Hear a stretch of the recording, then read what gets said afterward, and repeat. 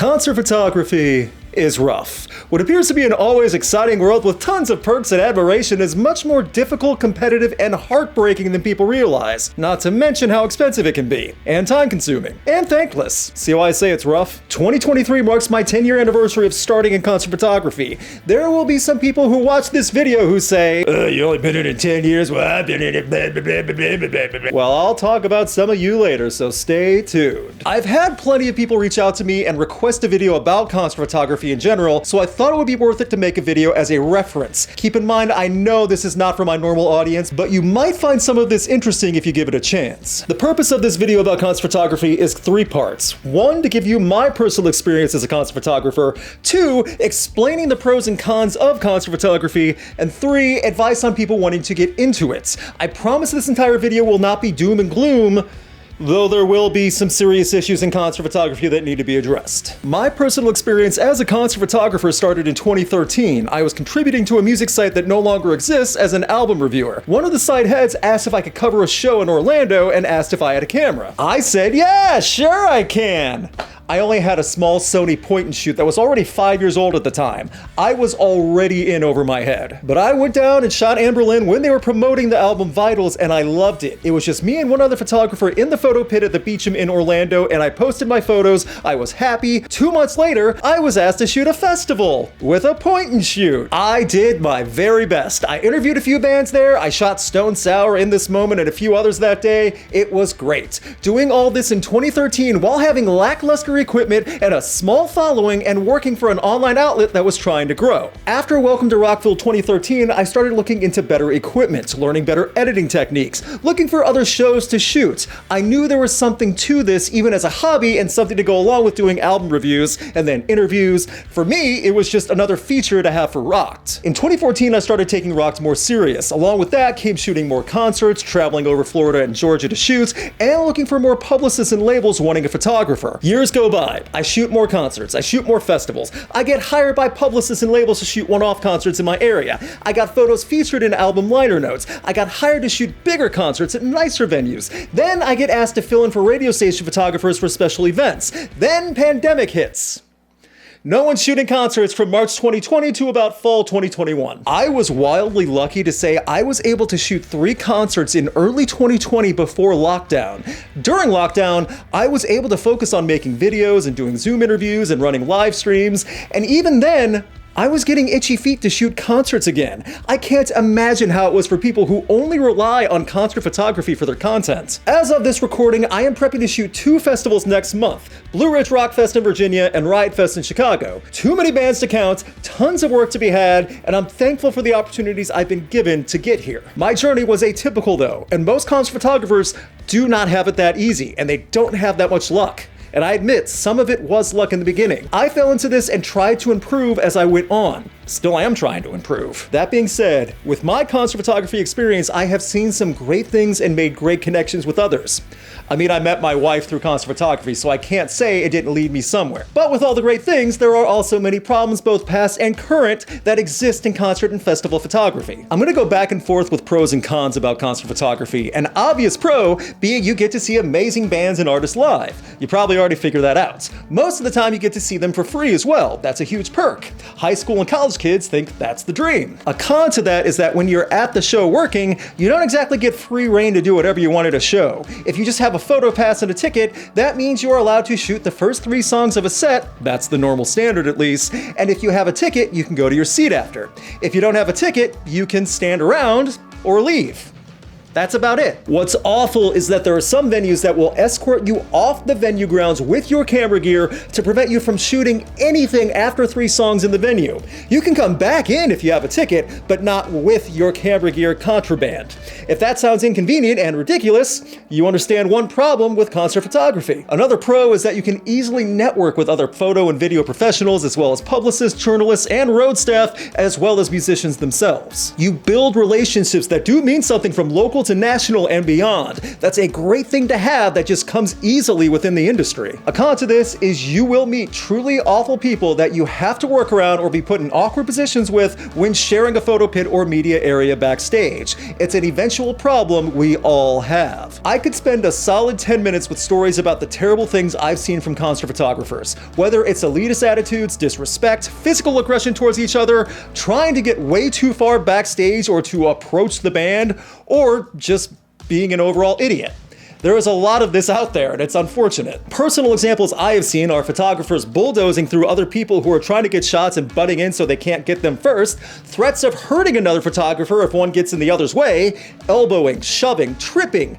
It's like a hockey game in some ways. The awful elitist attitudes don't stop in the pit either from some concert photographers. They happen backstage or in offices if those people do not get their way. I've seen venue and house photographers screaming at other photographers to do what they are told, or else that house photographer will have people thrown out. They can't do that if they do anything that house photographer doesn't like. It goes on and on.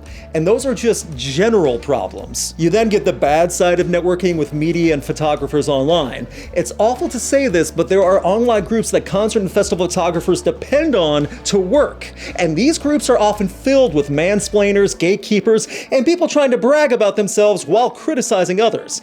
Facebook groups, Instagram groups, Discord servers, it happens all over. One of the worst examples I've seen was in 2014 when a group of photographers was leaving the photo pit after 3 songs for a band. One man took a camera from a woman that was also shooting, held it up in front of everybody, looked at the woman and goes, "Oh, this must be your first time," and then gave the camera back to her. Yep, these people exist. That's still the tip of the iceberg for issues with toxic people in the concert photography world, but I don't want to make the video just about those idiots. Just remember that not all concert photographers have a dream job because they most likely have to share a photo pit with a toxic incel or socially inept human being at some point. Just like most workspaces. However, where you can be fired from a job or an outlet, you can also be blacklisted by a label or a venue. There's no coming back from that. You are done. One pro of concert photography is that in some ways you are your own boss. Even if you shoot for another outlet, you shoot for a label, a venue, a specific tour, or if you're freelancing, you do get a good amount of freedom. You can also get to the point where you get invited to cover shows and pick and choose what you want to work with. A con to that side, and arguably the biggest one of all, you make no money starting out, and it's rare that you will make any money doing concert photography unless shooting for a tour, a venue, or an established company that has a payroll. Did you get that? Let me say it again. Concert photography makes you next to nothing. For most concert photographers, this is a hobby, and they are trying to improve their skills and reach, and that does not always lead to greener pastures in the end. The probability of making profit out of concert photography is low, and having a career with concert photography is even lower. Many broken hearts in this field. There are other pros like travel and getting to be a part of so many different venues and areas. When you start small, you really get a feel for a local scene, and as you grow, your name can grow with you as someone who knows what they are doing behind a camera and in an editing bay, and you can use most of your work from then on for other projects. That's a great pro. The con to that, notice how I said most of your work. Well, let me introduce you to photo releases.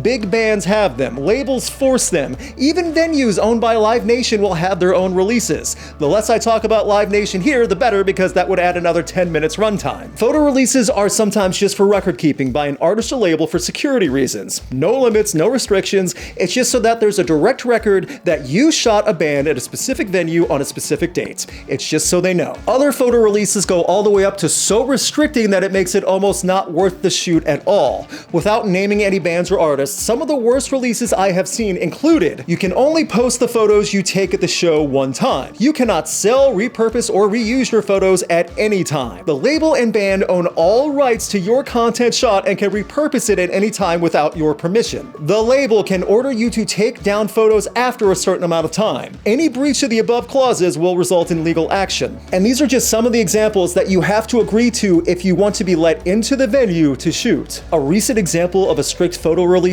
was for the band stating, you cannot shoot from the security or photo pit, only from the crowd. You are not allowed to have any close-ups of the artist's faces, and you can only post 5 photos total, all of which must be approved beforehand. All with the clauses of the label owning all your content, and you cannot do anything with it. Do you see why it's not worth sometimes to even try and shoot a concert? There are more pros and cons that I can go over for concert photography, but this is a good start. Just like every fun hobby, job, and profession, there will always be issues. That leads to the final section of this video for those who want to get started in concert photography. If you've understood all this and haven't been scared off, which was not my intent, I have 2 tips. Start small, learn how to write. By starting small in local clubs with smaller and upcoming bands who really would appreciate photos of some type of coverage, you can build a portfolio and grow a network from there. You do not need the nicest gear starting out. Start small and the smaller bands will appreciate it and want to work with you. They might even find a way to pay you, and if you're early starting with paid gigs, that's a big deal. And if you want to shoot for an outlet and get your work seen on websites and social media, you need to learn how to write about the band you're seeing. As simple as that sounds, I assure you I have seen way too many photographers that struggle to write 300 words about a group that they shot that night, no matter how big or famous they are. 300 words is too much brain power for some people. In order for photos to be noticed online, you're going to need enough SEO and description along with your photos for search engines to pick it up. If no one knows how to find a band's photos, it doesn't matter how good the photos are. Along with those 2 points of how to start in concert photography, this tip for aspiring content photographers and current photographers doing this longer than I have is simple. Be kind. There are some trash people in the industry who do not care about stepping on others, and for various reasons, they are terrible to everyone they work with. That gets remembered. What also gets remembered is the kind concert photographer who is nice to security and other people working at the venue. You can either be on the road to recommendation or on the road to blacklisting.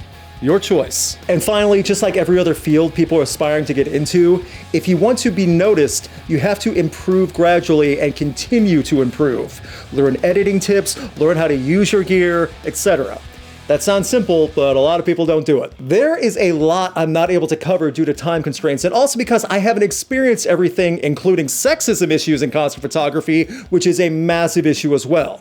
If you're a concert photographer, please leave any thoughts or experience of your own below in the comments. The same goes for tips for photography. It can be as simple as a link to a YouTube video that shows best camera settings for shooting in low light, or a page showing tips for editing in Lightroom. Concert photography isn't going anywhere, but it's rough. It's worth it for people to try and make things better.